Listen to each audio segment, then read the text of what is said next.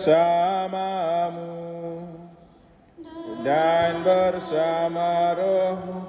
Inilah Injil suci menurut Lukas. Dimuliakanlah Tuhan. Pada waktu itu bergembiralah Yesus dalam Roh Kudus dan berkata, "Aku bersyukur kepadamu Bapa, Tuhan langit dan bumi, karena semuanya itu Engkau sembunyikan bagi orang bijak dan pandai, tetapi Engkau nyatakan kepada orang kecil. Ya Bapa, itulah yang berkenan di hatimu. Semua telah diserahkan kepadaku oleh Bapakku, dan tidak seorang pun yang tahu siapakah anak selain Bapa, dan siapakah Bapa selain anak, dan orang yang oleh anak diberi anugerah mengenal Bapa." Sesudah itu berpalinglah Yesus kepada murid-muridnya dan berkata, "Berbahagialah mata yang melihat apa yang kalian lihat.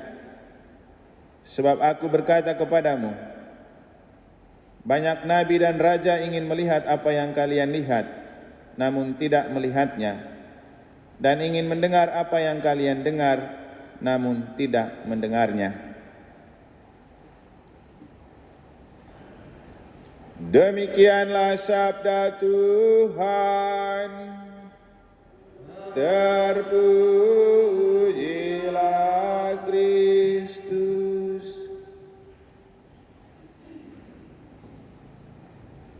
Para suster, Bapak Ibu, saudara-saudari, adik-adik dan anak-anak sekalian yang saya kasihi dalam Tuhan, ketika Yesus mengatakan, "Berbahagialah mata yang melihat apa yang kalian lihat, sebab aku berkata kepadamu, banyak nabi dan raja ingin melihat apa yang kalian lihat namun tidak melihatnya, dan ingin mendengar apa yang kalian dengar namun tidak mendengarnya."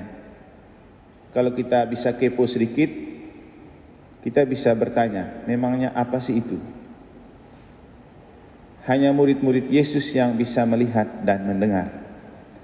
Menurut para suster dan Bapak Ibu, kira-kira apa itu? Orang lain tidak bisa melihat dan tidak bisa mendengar. Kalau kita kembali ke apa yang terjadi dengan Yesus dalam Injil, maka ada sesuatu yang istimewa yang memang tidak dapat dilihat dan didengar oleh orang sembarangan, kecuali oleh orang yang percaya kepada Kristus, yaitu Roh Kudus. Ketika kita bicara tentang Roh Kudus, maka itu adalah sesuatu yang cuma ada di dalam iman kita. Tadi malam waktu pendalaman AAP juga saya mengatakan bahwa ketika kita dipanggil untuk berbicara dan melakukan kasih, itu karena ada Roh Kudus sebagai taruhan untuk memampukan kita bisa mengasihi dalam moderasi beragama. Karena kasih adalah buah dari Roh Kudus. Dan kenapa kemudian Gereja Katolik tidak suka kekerasan, tidak suka fanatik, tidak suka radikal? Karena perintah kasih ini dan karena Roh Kudus ini. Juga hal yang membuat kita tidak mau berbalas ketika orang melakukan kekerasan. Kita orang Katolik tidak diajarkan untuk membalas kekerasan dengan kekerasan. Walaupun orang menghina, melecehkan iman kita, membakar gereja kita tidak pernah melawan dengan kekerasan. Kenapa? Kita punya Roh Kudus.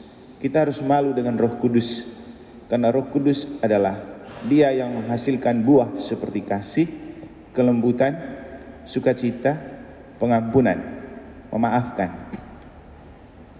Itu kekuatan ilahi yang kita punya dan dianugerahkan kepada kita saat kita sudah menerima sakramen baptis. Ketika dibaptis, kita dimeteraikan dalam nama Bapa dan Putra dan Roh Kudus.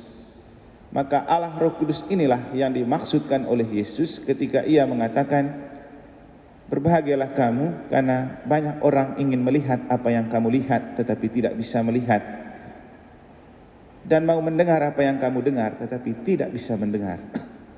Karena Roh Kudus hanya bisa dilihat dan dinikmati oleh mereka yang percaya. Roh Kudus inilah yang memberikan sukacita dan kegembiraan yang sangat hebat. Dan roh itulah yang sedang mendiami Yesus ketika Yesus dalam Injil di bagian awal kita mendengar dia berdoa dengan penuh sukacita. Setelah dijiwai oleh roh, ia bergembira dalam roh. Dan ketika bergembira dalam roh, ia berdoa untuk bersyukur. Aku bersyukur kepadamu Bapa, Tuhan langit dan bumi.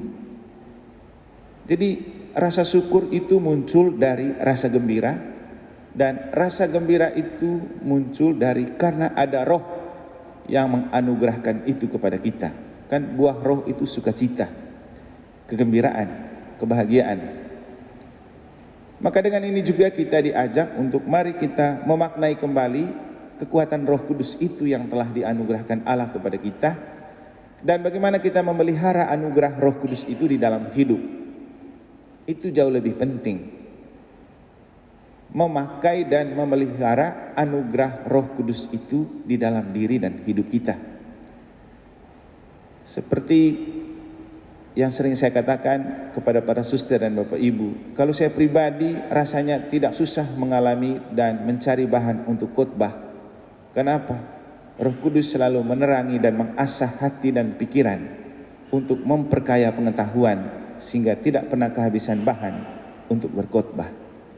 Bukan karena eman anu, tapi karena Roh Kudus yang menjadi penggerak utama.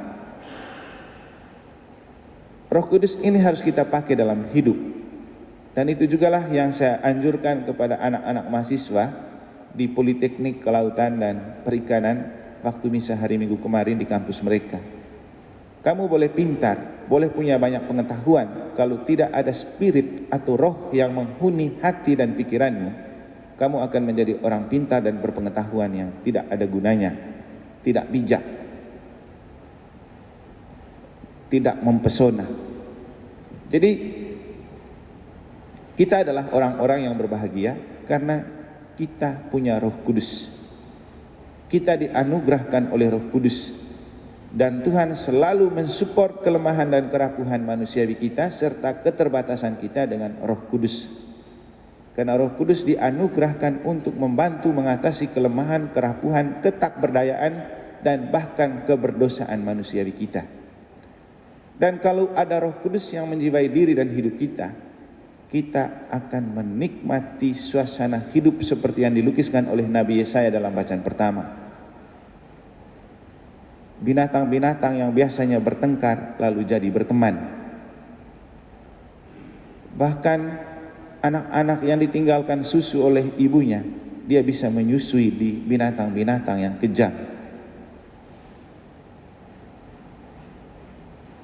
Dan binatang-binatang buas yang sering bertengkar berpelukan. Dan kita mungkin juga bisa menjadi manusia-manusia yang buas, yang kejam, yang bisa berlaku seperti binatang. Tapi bukan tidak mungkin kita bisa berpelukan, kita baikan, kita berdamai kalau ada Roh Kudus. Kalau kita membiarkan Roh Kudus menghuni hati dan diri kita. Karena Roh Kuduslah yang memampukan kita untuk berdamai, untuk membuat kita mampu mengampuni dan memaafkan. Tanpa itu kita akan tetap hidup dalam kebencian, kedengkian, pertengkaran, konflik dan permusuhan. Nanti mungkin kita akan lanjut dengan pembekalan di masing-masing KBG, dan kita akan masuk dalam pertemuan pertama bertemakan egoisme, akar dari kerusakan harmonis. Egoisme. Maka untuk menangkal dan mengobati egoisme yang ada di dalam diri, yang punya potensi untuk menciptakan pertengkaran, ketidakrukunan dan persoalan dalam hidup, Tuhan menawarkan kita Roh Kudus. Makanya teks yang dipakai untuk bahan pertama ini adalah teks dari surat Rasul Paulus kepada umat di Galatia, di mana di bagian awal dia mengatakan, kenakanlah Roh Tuhan. Bapak Ibu saudara-saudari, kenakanlah Roh Tuhan. Ini adalah perintah yang perlu kita sadari.